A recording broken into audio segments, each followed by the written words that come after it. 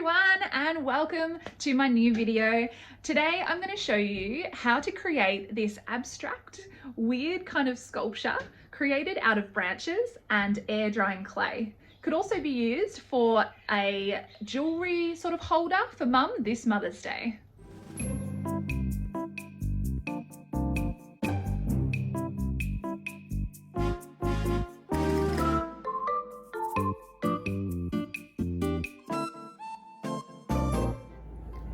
Some things that you'll need for our lesson today is some air drying clay. Now the brand I use is called Das and it's quite good quality. However, you can get lots of different types of air drying clay from heaps of different retailers. I believe Kmart sells some as well as Officeworks. So just make sure that it is air drying clay. That's an important part. Now we're going to decorate with either pastels or paint today. I'll show you an option for both. You'll also need some masking tape and some sticks that you found outside. So the first thing we need to do today is gather up some sticks. Now I have been out in the weather today. It is freezing in Melbourne, but I've gone out and collected a few twigs and sticks from some dead trees in my neighbourhood. Please make sure that when you gather them, what you're looking for is some trees that have little branches that come off like this, and even smaller ones up here, although they do need to be strong. They do need to be able to hold some jewellery and some things like earrings, so if they break really easily, you might just need to snap off those pieces that aren't going to work well. Try to clean it up as well and get rid of any little bits that could cause splinters. The next thing I'm going to do is arrange my sticks so that they look like a really nicely shaped tree.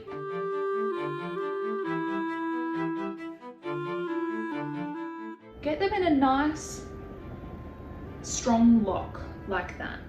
And I'm going to get a piece of masking tape. You might need some help with this because it can be a little bit tricky, but we want to secure your twigs or your sticks into a bit of a bunch. Now, in the event that you just got one big, awesome looking stick, this step isn't necessary. You don't need to sort of tie them all together if you're just working with one. So I'm just wrapping my masking tape around really securely so that when I let go, they're gonna sort of stay there by themselves. Can you see that? Okay. I'm ready to go with my next step. So just a few little basic lessons when using air drying clay if you haven't before. What happens is the air around us starts to make the clay dry out. And so the longer you're working with it, the harder and more crackly it's going to become. So you do need to work fairly quickly. Now, if you're finding that you're getting some gaps and things like that here, a little fingertip of water will help when smoothing it out. So I'm using a little bit of pressure. Can you see that? Using my finger to push the cracks together, and the little bit of water helps to soften it as well. If you use too much water, it will literally turn to mud.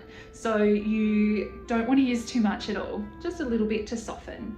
Now, once you have a nice chunky sort of brick like this, you're ready to use it for your artwork. So I would estimate that I have about ½ a kilo here, but my tree shape is quite big. So I'm gonna need that amount to keep this nice and solid. If yours is smaller, you might get away with using less. So our air drying clay is going to work as a base for our tree today.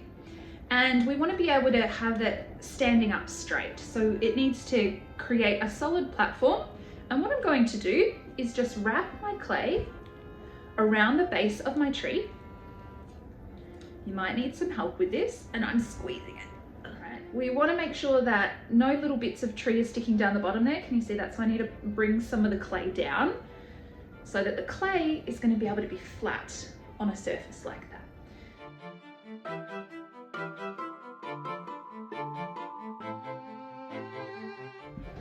Right now I'm using a bit of water to smoothen my clay to get rid of these little crackly areas, and using pressure as well. Now that should stand up on its own without falling over. Something you can do if you're finding that it's not strong enough around the top here, you can actually get a little bit more clay and roll it into what we call a coil. So kind of like a snake, just using my fingers here to spread out the clay. All right, to make sort of a snake like this, which then I'm going to wrap around the top.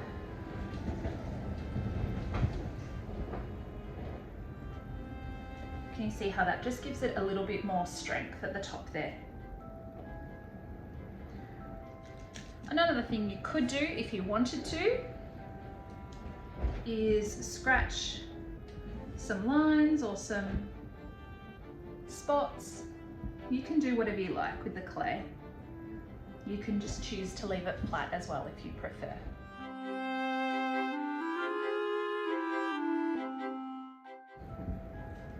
Okay, so this base is going to take about 24 hours to dry, and you want to let it set completely so you know that your branches are nice and secure before we paint. So now that this base is completely rock hard, we've allowed it to dry and it's keeping our sticks nice and strong and in place. The next thing we're going to do is just decorate the base. So I'm just going to use watercolour for that today, but you could use acrylic paint if you like. So maybe consider a bit of a colour scheme. Today I think I might use some blues and purples as well as a bit of mustard yellow. And you can paint the base in any way you want. I'm just going to do some stripes. Now if you've done anything like little spots here, you will need to dab the brush right in like that. Can you see?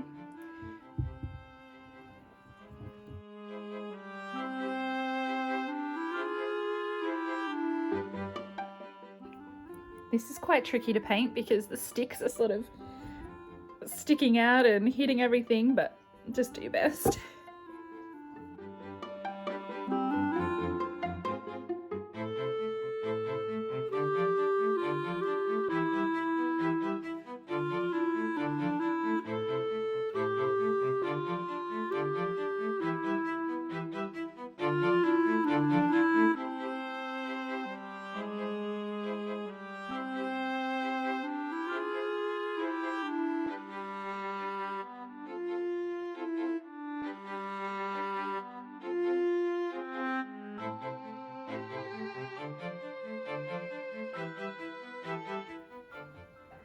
Now that our clay base is completely dry and finished, we're now going to decorate the branches of our beautiful sculpture here. And the way I'm going to do that is just by sectioning each of the areas with a little bit of masking tape. It is a fiddly kind of exercise, but the idea is to create different size lengths that we're going to paint and decorate, and it just helps us to get a nice clean edge there.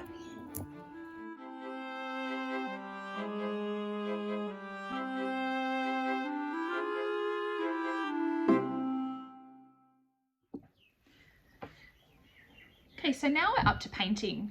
We're going to paint the sections here in different colours. I'm going to stick within the same sort of mustard yellow, blues and purples kind of colour scheme, but obviously you can choose whatever scheme you want. But now we've switched to using acrylics.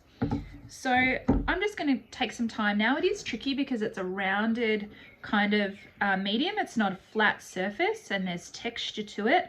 So I'm just going to try to, as neatly as possible, paint each of the sections in a nice thin layer of paint.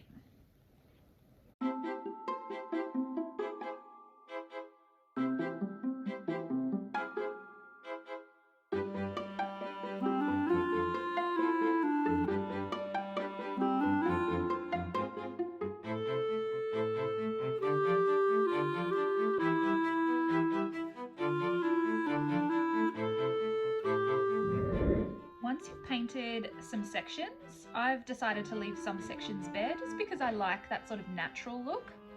Once it's dry, you can begin to peel off some of these bits of masking tape to hopefully reveal a nice straight edge we've painted.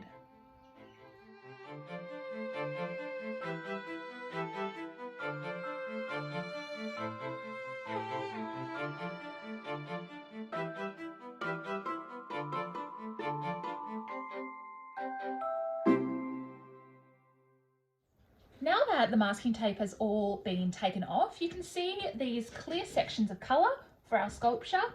Now, an extra thing you could do is go in again and add some pattern, which would look really beautiful. In a previous video, I have shown you all about patterns, so you could use some of those ideas. Otherwise, I can show you some more now. I'm going to use the same colour palette, but just mix up the colours a little bit. So for example, on my blue section here, I might paint some purple, and I'm going to use a smaller brush this time. And some different things you could do is obviously some stripes.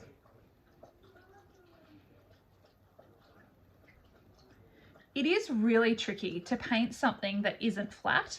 Being a rounded surface means you do need to twist and turn it a lot. So it is quite a tricky thing, but it looks fantastic at the end, so I encourage you to see it through.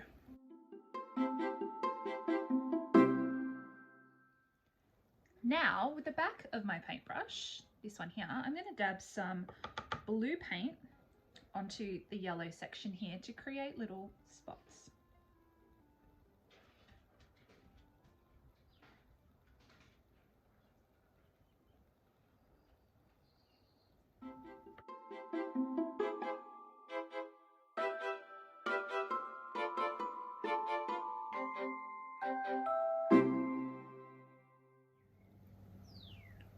I'm even going in now with some metallic paint. I've chosen a nice bronze here, just to add some little sparkles here and there.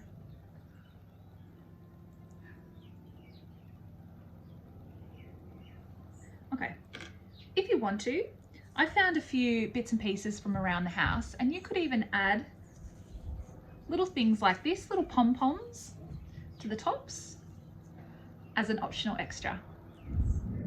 Now, I could have sat here and just painted for hours and hours and hours, adding more and more detail to my sticks and adding extra interest to the overall sculpture, but I'm going to leave it there, and I'm going to take it inside now and start to prop some little bits of jewellery and make it useful.